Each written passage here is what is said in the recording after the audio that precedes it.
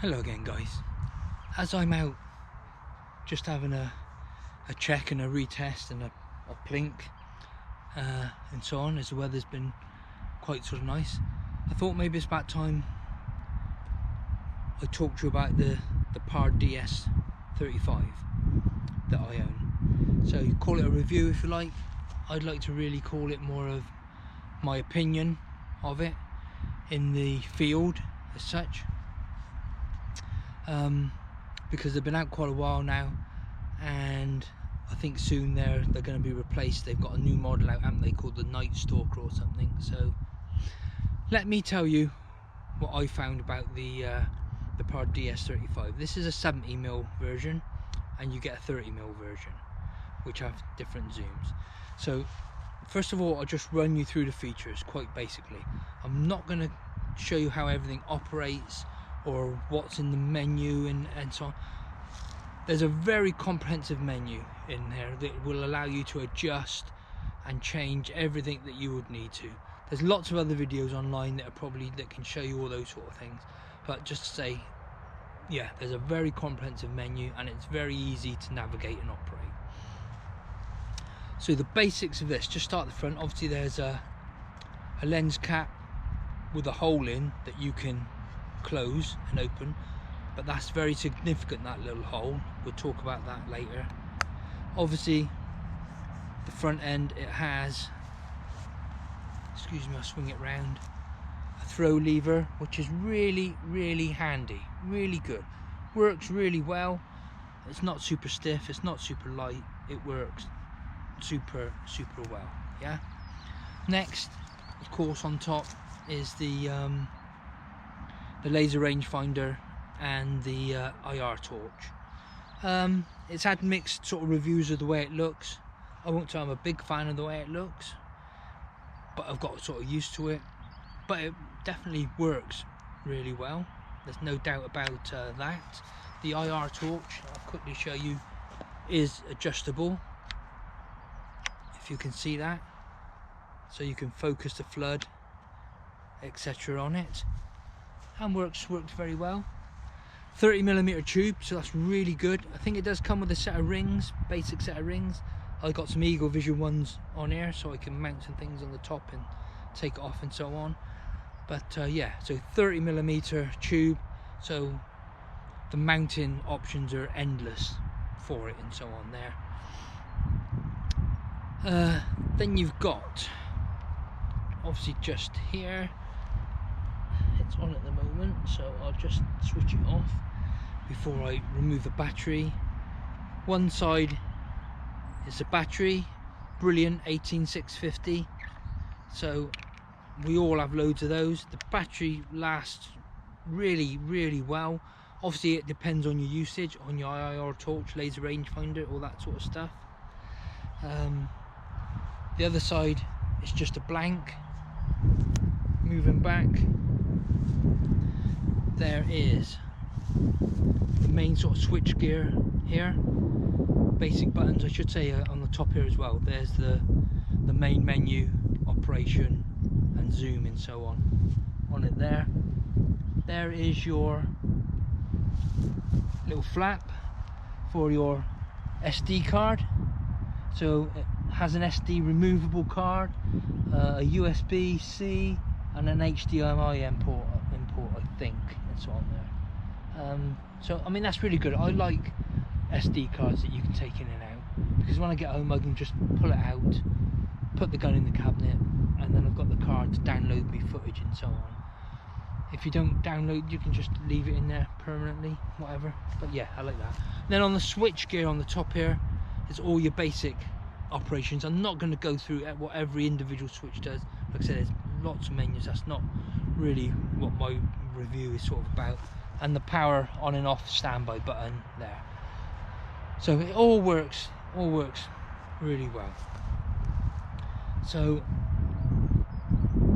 I just want to give you really an overview of what my use of it has been and so on, and what I think about it in certain areas, and I'll give you pluses and minuses in a bit.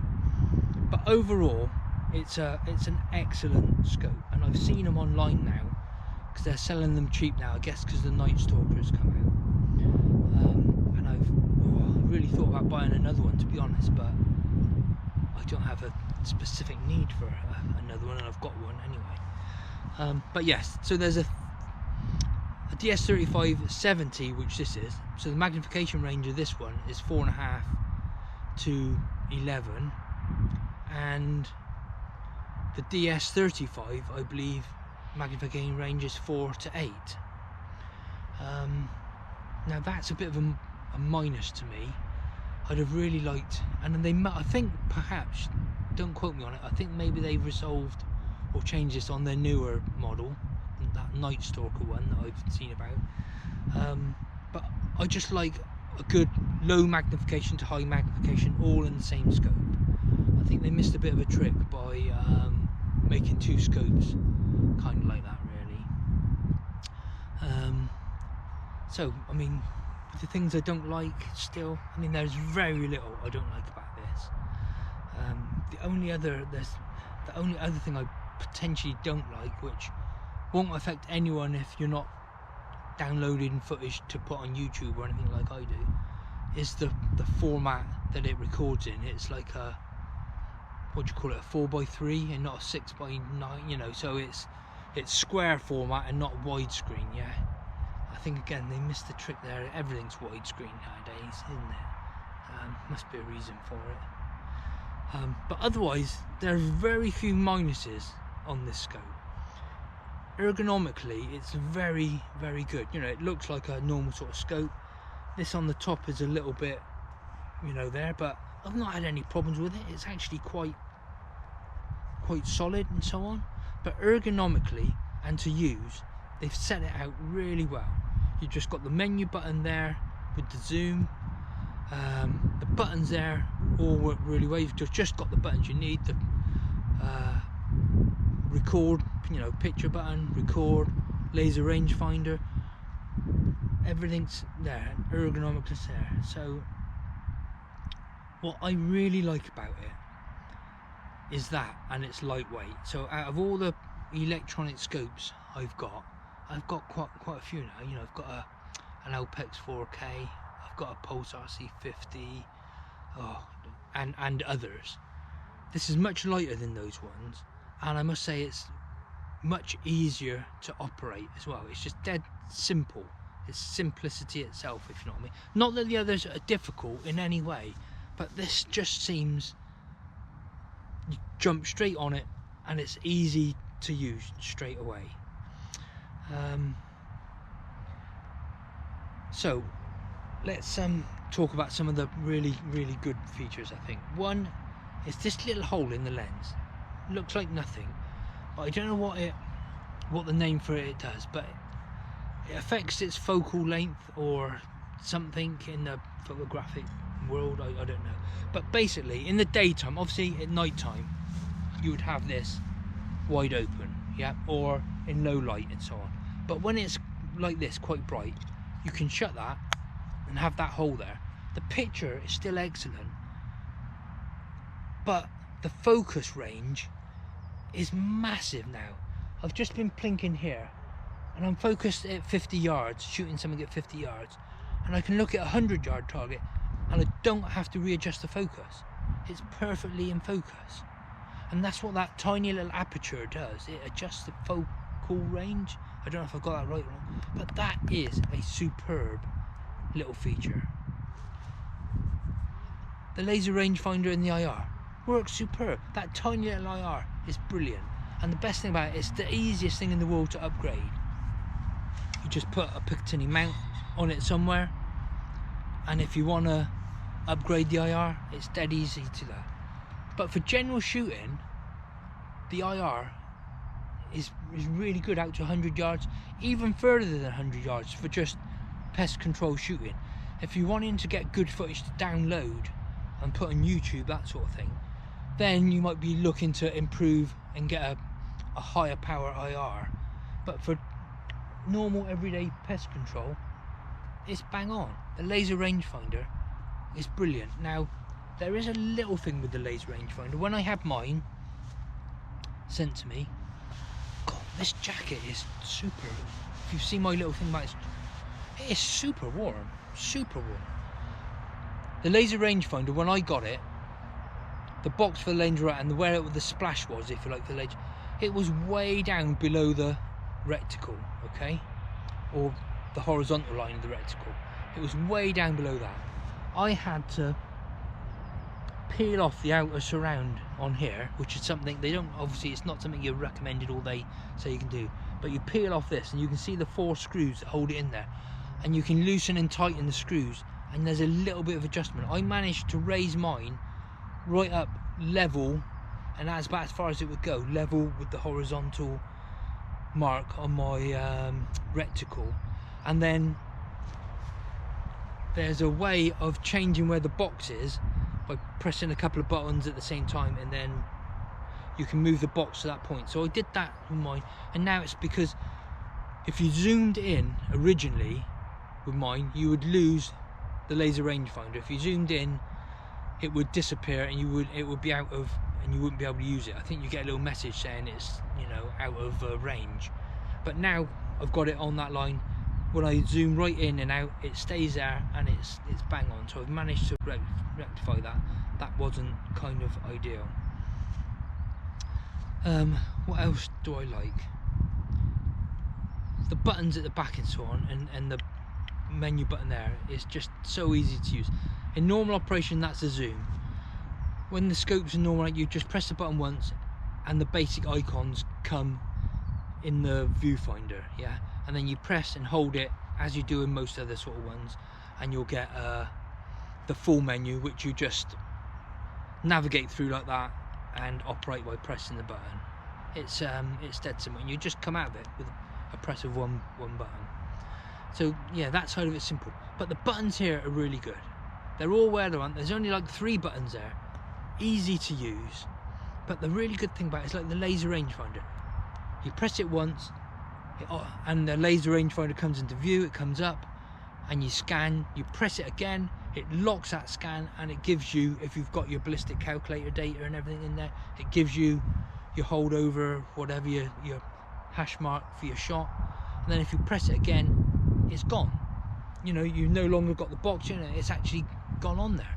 So that is superb.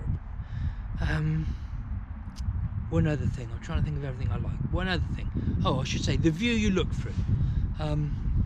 Let's switch it on. We're not going to get anything, but it's a circular view, and I can't tell you how nice that is.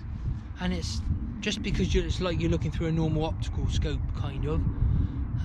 But it's just a really good view. And I should say, which is something really important, the eye relief on these scopes are really good. Now I guess that might depend on your individual eyes, but it has up to like a 4-inch eye relief. So if you're shooting anything with any sort of recoil, these scopes are really, really good. It has a really good eye relief. I don't think, I've no idea what to, see if I can have a look at the back of the camera to see if it will pick up that. No, I don't think it's going to pick up anything. But when you look through the view there, it's a round display with the icons around it, and it's really lovely to look at. But what's absolutely unbelievable, and one of its best features I found about this, is I don't know how to, well, it's the eye.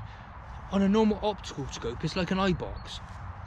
When you get behind it, the scope's on now, I can get behind it and see instantly the whole surround. So it has a really nice eye box. In fact, I can get to the side, I can just see the edge of it, and I can see it, I can see it, I can see it, I can see, now I can see all of it, I can see just half of it, but it's all there and all in focus.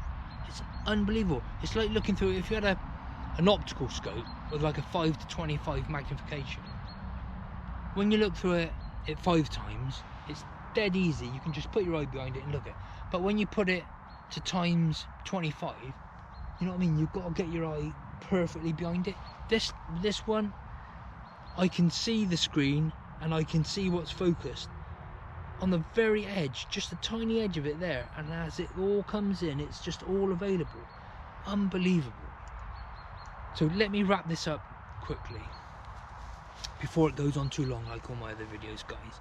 I'm very impressed with the Pard. Its picture quality is very good. When you're looking through it, it's excellent. I would say for pest control, it's possibly, in my opinion, the best scope out there for all round, because it's lightweight, it's dead easy to use, you've got your laser rangefinder IR built in, and that's so easy just to get behind it and to take a shot. You just got to be there, and I can see everything. I can see all the reticle clear, all the icons have disappeared. After about a minute they disappear. If I press the button again, all the icons come back.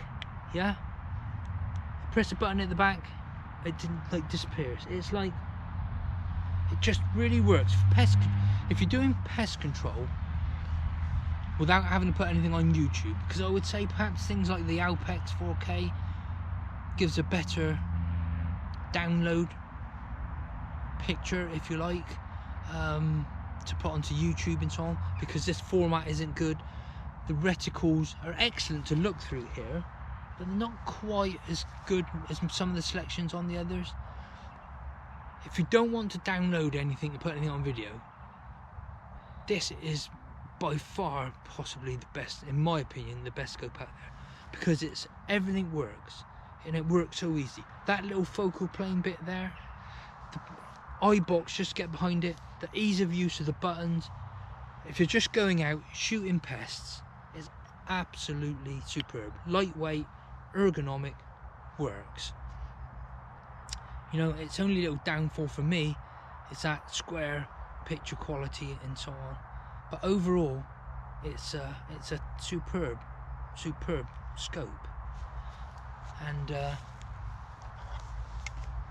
yeah, I'd like to get my hands on one of those Night Stalkers, the newer ones, to see potentially what they're like and so on. But yeah, as an overall pest control scope, it is brilliant. Yeah, there are perhaps better ones out there for downloading onto YouTube and that sort of stuff, but for ergonomics and for just taking out in the field, as I do here, carrying around,